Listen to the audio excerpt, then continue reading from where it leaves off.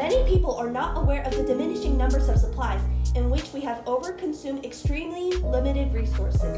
Ever since the Industrial Revolution, humanity has begun to use resources in inefficient and non-renewable ways.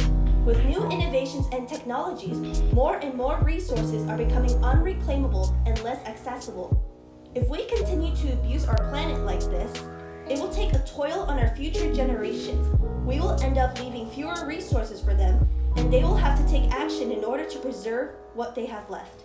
Theodore Roosevelt stated, "To waste, to destroy our natural resources, to skin and exhaust the land instead of using it so as to increase its usefulness, will result in undermining in the days of our children the very prosperity which we fought by the right to hand down to them, amplified and developed."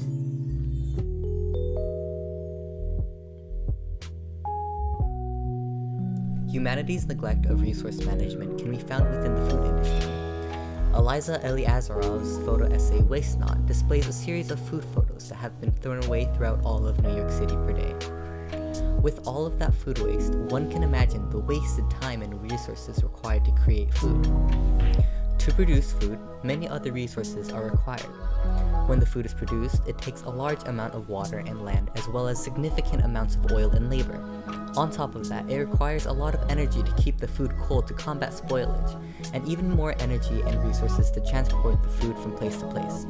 And if the food gets wasted or spoiled during or after the production process, it creates harmful greenhouse gases that trap a copious amount of heat. Different types of food also require different methods and resources to create. Meat is one of the more resource-heavy foods to manufacture, and even though meat is one of the least wasted foods, it produces one of the biggest carbon footprints. People usually neglect how much effort is being put into producing food and waste food on a daily basis.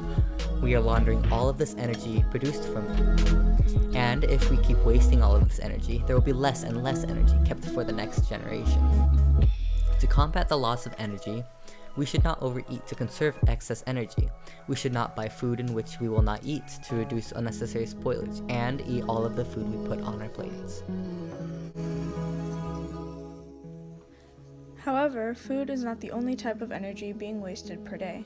Every second, about a football field's worth of trees are being cut down around the clock. A study by the U.S. Forest Service found that tree loss has a value in air pollution removal and energy conservation.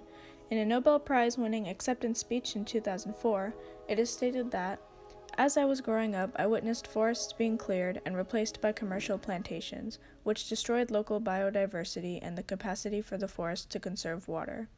I came to understand that when the environment is destroyed, plundered, or mismanaged, we undermine our quality of life and that of future generations.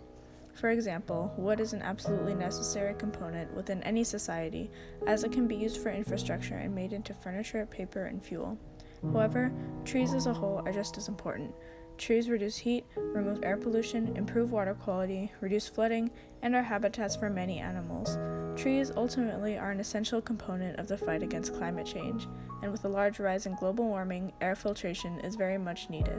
If wood production is prioritized now, more greenhouse gases will be produced in factories and will expend more energy than if trees were just being preserved.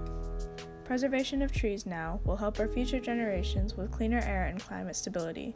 Instead of wasting the precious resources we have been given, such as trees, food, water, and land, we need to realize that we need to keep these resources abundant and clean so they can be passed down."